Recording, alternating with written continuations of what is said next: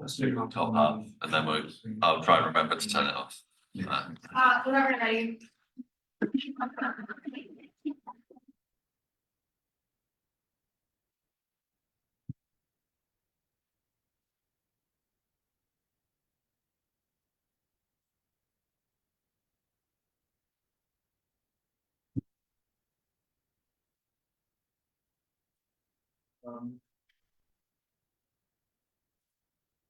Let's start off with two pieces of framing. The first one being why China is a uniquely bad actor in international relations. Secondly, I will talk about why the Chinese economy being in decline. It's good for the world was generally one, what the causes of that are, and two, what the ramifications and consequences of those are. Before I go into one really large argument to support, which is essentially why we don't see global economic decline anytime soon, and why this is actually really good for not only the West, but also lots of developing countries around the world that see Chinese investments coming in. All right, cool. Why is China a bad actor? I'm not going to claim that China is the only bad actor in the world, or for instance, that they are no longer bad actors, i.e. the United States of America. But I'd say one, China's human rights record internally is horrible. Two, it also has the capacity to support brutal regimes across the world. But the unique thing about China is that there is no internal opposition to support of really tyrannical regimes across Asia and Africa. Whereas even within the US, if they're supporting a dictator, you've got pockets of opposition and at least some levels of accountability that we can use. And the third thing I would say is there has been huge economic dependence in China that has been built up over the past decade, and that means that the capacity for China to run things the way that it wants, to have to have a lot of bargaining power in discussions is immense, which means that China has a lot of control with regards to the deals that it signs and what it gets out of them. Cool. Two, why is China's economy in decline? We've seen the income side, we know what's happening, but there's 4 or 5 key things that have happened which have led to this. The first thing to note is China's regulatory regime is in flux and is really unpredictable. What I'm thinking about over here is offices of BCG, for instance, being graded willy-nilly on one day, and BCG then and other consulting firms shutting down their offices there, or them changing regulations on how much video gaming hours a kid can go through, which wipes off billions of dollars away from the market value of its largest gaming company. And this happened to various different companies as well, which means that foreign direct investment isn't coming in. Instead, it's going to other sources or other places such as Singapore, Hong Kong, Japan, Vietnam, South Korea, India, etc., etc. The second thing to note over here is China is also overstretched in terms of its investments. So its investments into CPEC and the economic corridor have not been successful in terms of the fact that lots of developing countries that took their loans are not being these are not being paid back, and the interest in them is not being paid back currently, which means that a lot of money is still held up. No, thank you.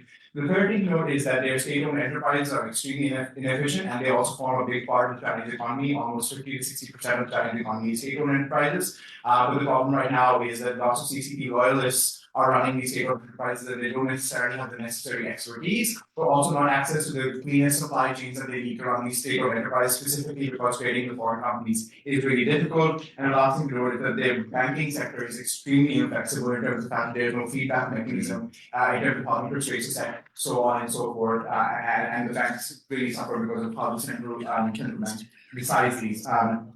Cool, but what is the ramification? What is the consequence of this, and why do you think this is a good thing? I think the first thing to note is, as I mentioned earlier, lots of foreign direct investment is going to other places. I'll talk a bit more about this, but I think that is also a key part of the support for this decline, because this decline is not unitary. This decline comes up with the rise of a lot of other countries, and we see that as a net good, and that's what I'll get into now. But before that, surely being overstretched with like your foreign investments, things that you currently are allowing like deferred payments on because of the context. When you're stretched, you're going to double down on those investments and demand them back earlier, sooner, with higher interest rates. Sure. I think there's a couple of problems with that, because one, those countries can't pay back. So what China needs to do then in the absence of that is probably go for the Sri Lanka sort of model, where they sort of take over a board. But that screws over China even more, because they get a piece of land for a century where they need to maintain investments where there's no local investment, and that's an increased expense for them. So if you multiply Sri Lanka with essentially all of Africa, I'd say China's fucked. Cool. In terms of global economic dependency and incentives to change behavior, let's first of all talk about why not having dependency in China is a really good thing, specifically for large corporates. I want to note that the manufacturing sector over the past 5 years has started moving out jobs to other places like Vietnam, etc., in Southeast Asia and opening up factories there, but there is still a large presence of manufacturing, for example, Apple in China, which hires a lot of workers. I think the first thing to note is that there is always a signaling effect when their economy is not doing well, but it's not crashed yet. I would suggest that in that interim period, foreign direct investment moves out, but also these companies start thinking about alternative investments that they can make in other countries to de-risk their portfolios. I think that this is really good for these companies, but uniquely, I would also point out, given that the largest corporates in the world are probably have manufacturing hubs in China, like for example, Apple, etc., within China, I think this is great for them because one, this allows them to de-risk their portfolio, clean up their supply chains, have many different factories across Southeast Asia as opposed to relying uniquely on China to provide cheap labor and cheap supply chains. This is good for them because one, because of an overnight regulatory change that is not announced, but Xi Jinping sort of dreamt it up, or somebody within the dreamt it up, their market cap doesn't go down overnight, which means that the global economy and essentially the global stock markets don't really get a kick once China does, for example, default or if China has a sustained period of recession or depression. I think that's great in terms of one, keeping those jobs in, but two, meaning that a lot of jobs globally are kept and de-risked. They will obviously suffer if China and its economy suffers, but I think the extent to which they suffer is quite significantly different if they de-risk their portfolios and send jobs outward. The second thing to note is that there is a direct impact on global inequality. There is a reason why the Japanese stock market is now back at levels that they saw in 1984, and that is literally because companies and global financial institutions are not investing in China,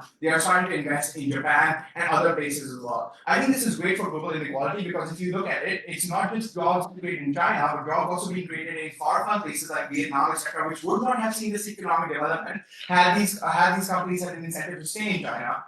Which I think is really good. That's just in terms of one, developing those economies, two, making them stronger, but three, I would also say that given that those economies are getting stronger, there is a legitimate reason for them to now, or at least incentive for them now to be able to push back to China and not allow China essentially to bully the region because they have separate supply chains and because they're not dependent on China as well for lots of business coming in, which was true in the past. I think the third thing to note is Asian and African dependency goes down. So the signaling effect only doesn't really reach out to companies, etc. We've already seen multiple African countries already signaling that they are open to taking IMF loans, World Bank loans, but also negotiate with financial institutions that are not essentially Chinese. I think that's good for them as well, which is that these countries, as Josh mentioned, are going to be in a uniquely bad position at the point at which China's economy completely collapses, right? So it is actually good for them to be able to diversify this as well. And lastly, Keerthana will probably mention a bit more about this, there are now incentives for China to also change its behavior, which is going to be good for the global economy. Probably leading very fast.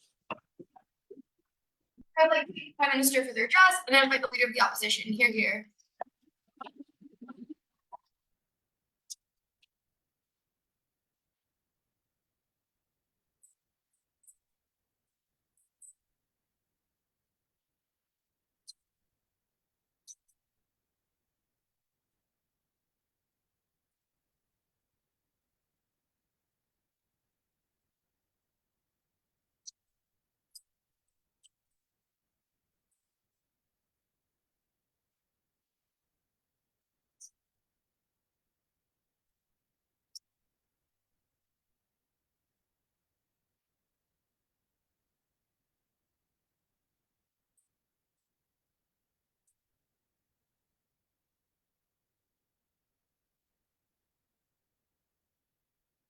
Three things in the speech. First, for responses to the case of the from the government. Secondly, looking domestically at some of the negative harms that are manifesting in China, especially when it comes to social rollbacks that are being created under the excuse of the economic decline. And then thirdly, wading into the IR and international trade discussion, flipping those vis-a-vis a desperate China that cracks down and ways the first global economy instead of probably first. Four responses. I think the first thing is that Taha says is that you're assuming that these companies are going to be able to immediately withdraw from China within this context. And I think that a desperate China is going to trigger the types of clauses that within the contract they have about sudden withdrawals to charge these companies huge amounts of money, to prevent them from being able to do so, to be able to take back control of certain portions of their factories, certain portions of their IP that are leaving behind, which are very standard clauses that are included in these types of foreign transactional agreements with trace risks that they're talking about that they don't want to see the companies fly go away and go to a competitor. So not only do I think that they're preventing this company from needing to be able to do that financially, or just willing to take on those costs, I also think that they need to prove that it doesn't create more harm in terms of layout that the company would necessarily have to take on in order to be able to upchuck and put up the overhead that they're required to get their way out of those contracts. I think the second thing is that I also then assume that these countries are going to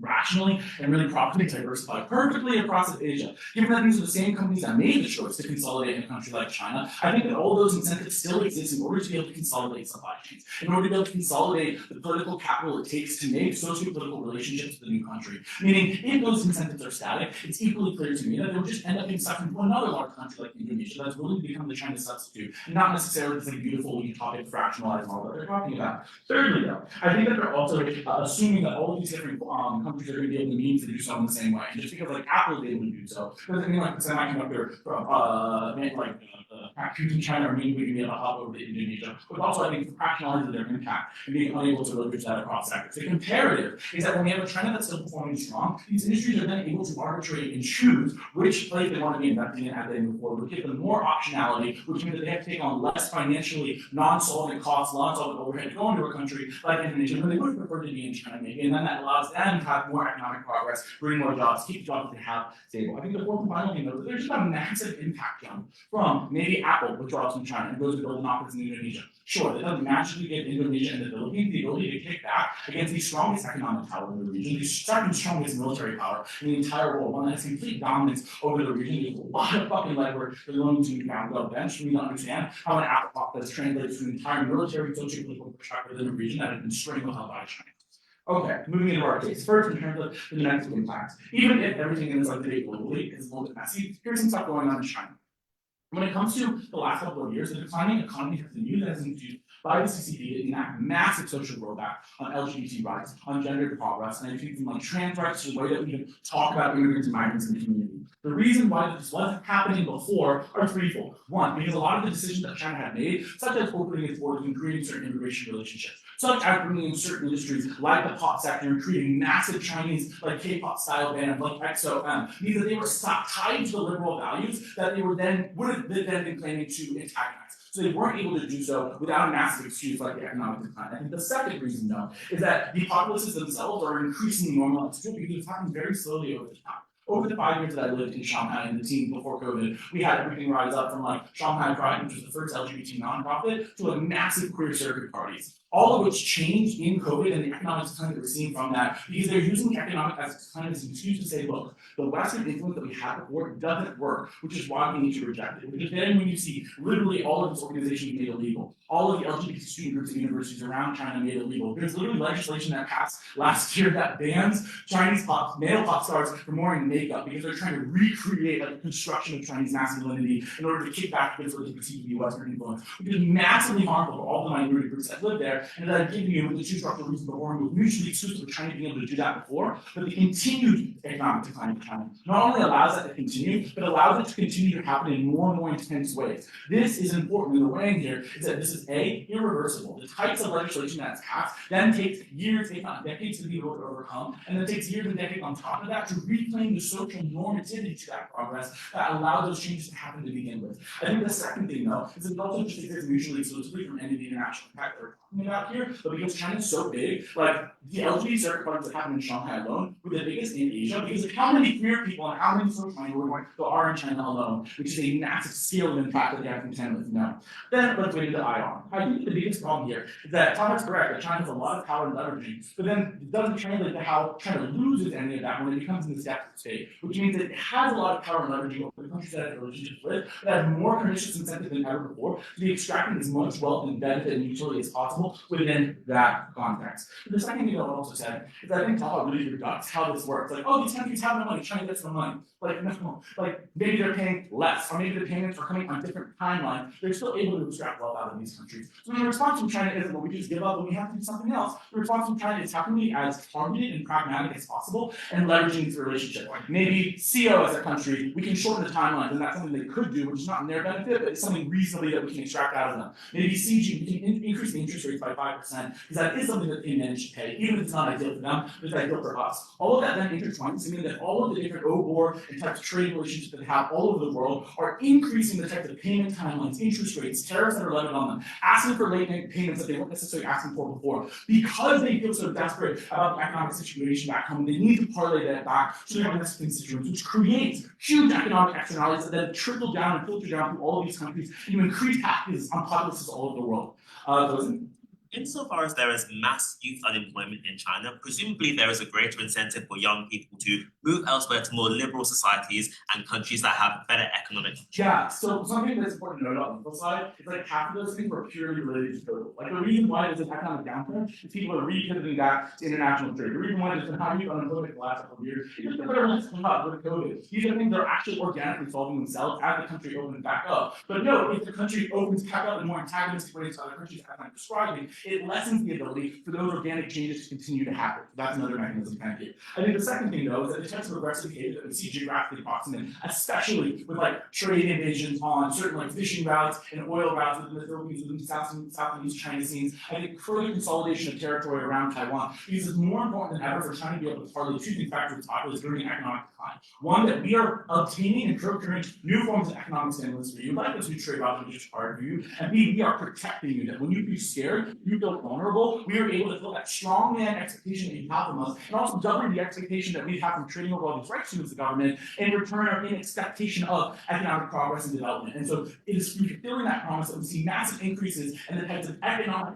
damage in terms of like fishing routes, IP, trade, all of that will expand on more. Got to oppose. I would like to thank leader of the opposition for their trust and remind all speakers to stick to the 7:15 time limit. And without further ado, I'd like to invite the Deputy Prime Minister to appearance.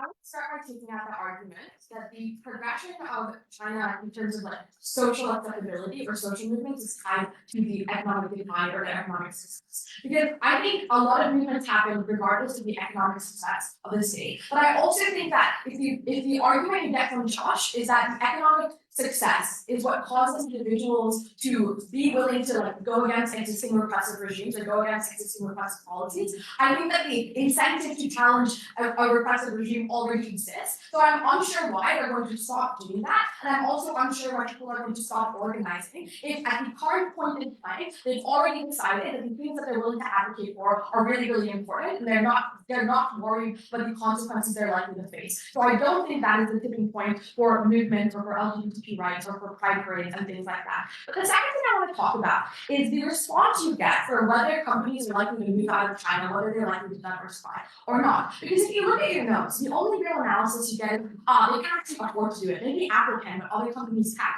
I want to characterize what a lot of the companies we're talking about actually have the capacity to do. And what you need to recognize is these are companies that have been very, very successful. These are large tech and manufacturing companies who have a lot of capital, not just in China, but in general, which means if like moving out of China isn't going to debilitate their entire capacity to function or make money or have revenue, but they also have massive amounts of savings and other forms of investments that they can use to serve the initial startup costs that they're saying that they're going to face. But I think the other thing you need to consider is what companies care more about. Do they care more about the potential risk of bans that immediately and like without the ability for them to prepare, wipe out their ability to function or make as much money in China?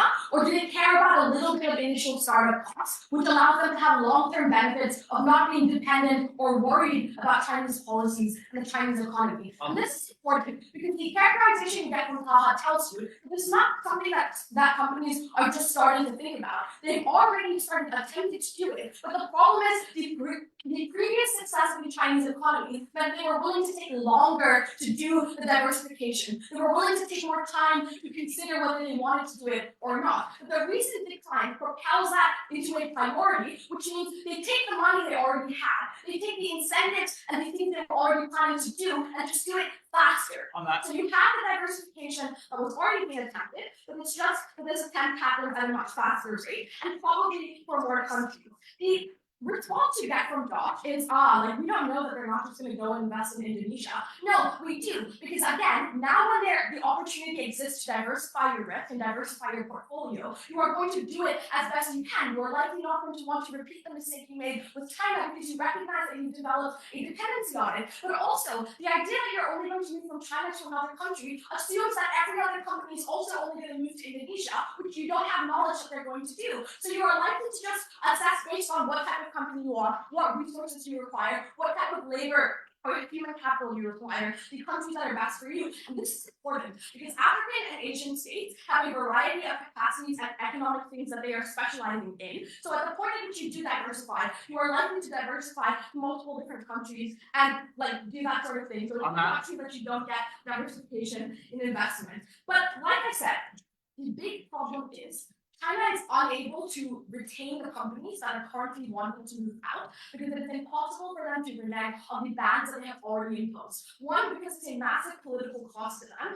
and two, because they just don't have the economic capacity to do it. They have to, like they said, double down, and this is the easiest thing for them to double down in because you get no response to all the analysis that Taha gives you about why the doubling down mechanism is unlikely to manifest in terms of being harsher in your policies in African and Asian states because that has massive political costs for you externally, whereas doubling down is the easiest thing you do to get your reputation back internally, which is the only thing you have certainty about because you don't know how individuals in other countries or other political actors are going to behave. What this means is China is unlikely to remove the bans that have already taken place, and so the economic decline is likely to continue to a sufficient point that a lot of companies have moved out, and that FDI is diversified into other states that need it more. Other states, and this is the impact, for whom this diversification is going to be instrumental to ensure that there is no long-term dependency on not just China, but any singular economy. This is why we have impact at a global scale, because this sets the precedent to ensure that the global economy into the future, decades and centuries into the future, is unlikely to develop a dependency on any one economy, which is good for companies, but also people around the world, because you are more protected and insulated from the risk of global shock and all of those things at the point at which you're not just dependent on the behavior of one unpredictable actor closing. Even if in the long run this is doable, do you not agree that in the short term, given startup costs and new procurement being required, this is going to cause at least some shock? No, I don't, because of all of the last 5 minutes of my speech. Okay. The second thing I want to talk about is why this is good for developing. Well, I think Taha explained why it's good for developing states. But why is it good for states that China currently does have somewhat power over? So states in East Asia, states in Africa.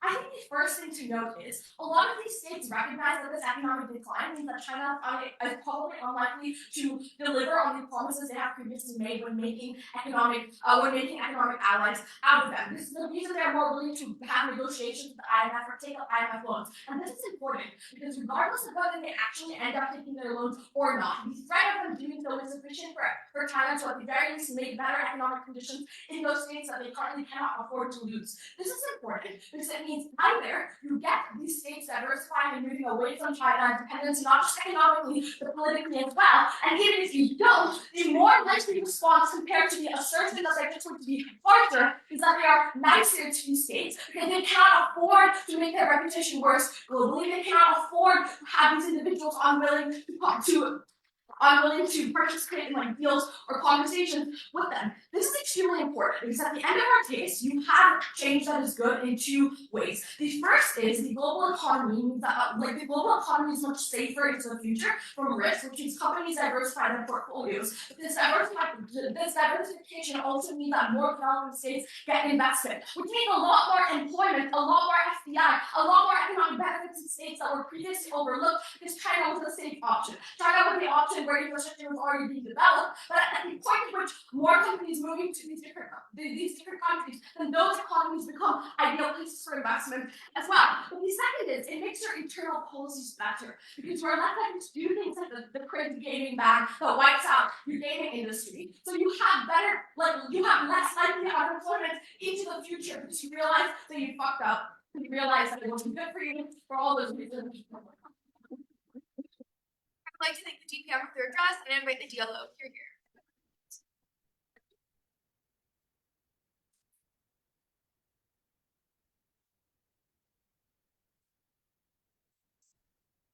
I think that we can just get the speakers to mute and also double check. Yeah. It's after the signature. Yeah. Yeah, I'll just turn it off. Well, yeah.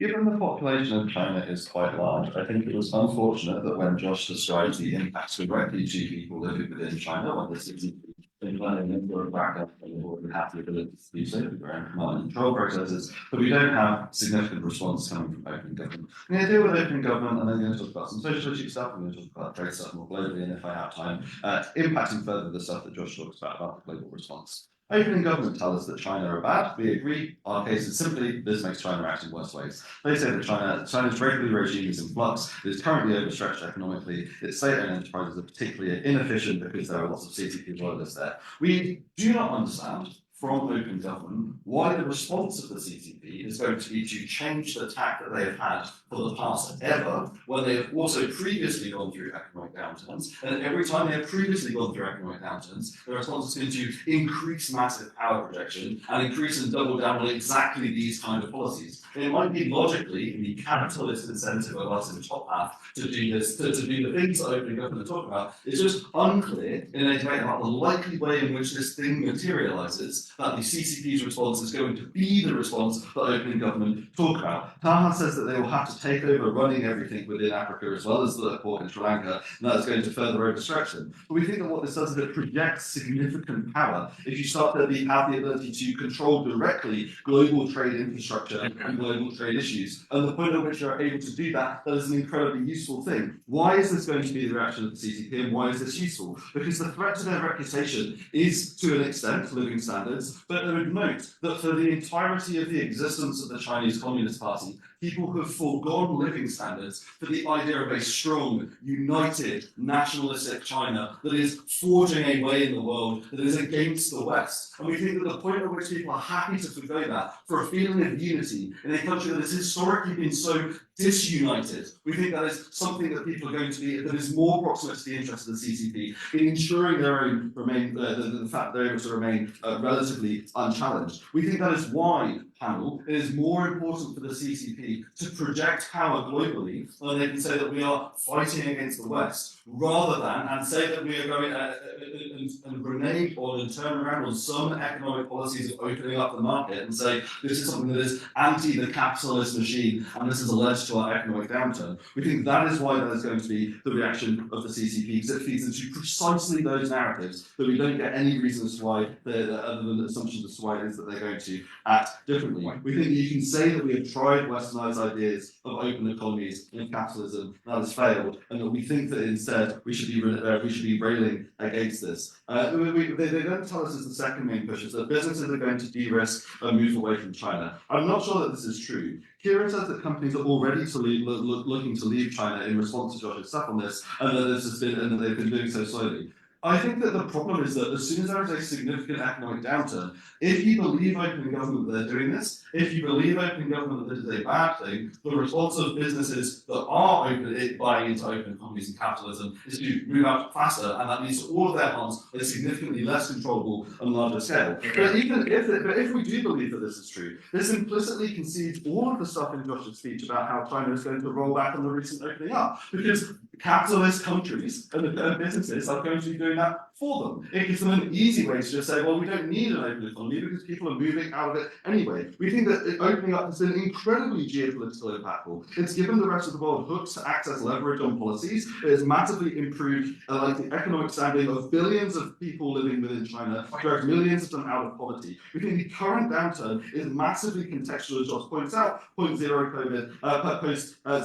and we don't think it's something that is necessarily going to last forever. We think that things that last forever and lead to large harms are exactly the things that Josh talked about social issues. But the significant rollbacks recently come directly from this, because the way in which that we've been able to access a lot of social progressive change within China recently has been through a slow process over time that has been inextricably linked to westernized ideas, no thank you, of capital and what comes with that, whether that is through sort of cultural exchange, whether that is through businesses having incentives to look pretty good themselves. Kieran says that this could have been pushed back against anyway, and therefore this is not a tipping point. This ignores all of Josh's explanation about how specifically the slow encroachment has been useful, and it's not been a snap decision. But when you're pushing back against Western values and an idea of power projection, which we say is what the CCP is likely to respond to this in, this is exactly the sort of thing that is first on the chopping block, in exactly the ways that Josh has described to you. 3 reasons why this is most important within this debate. Firstly, I think that this is actually the most certain unique thing long-lasting within this debate, because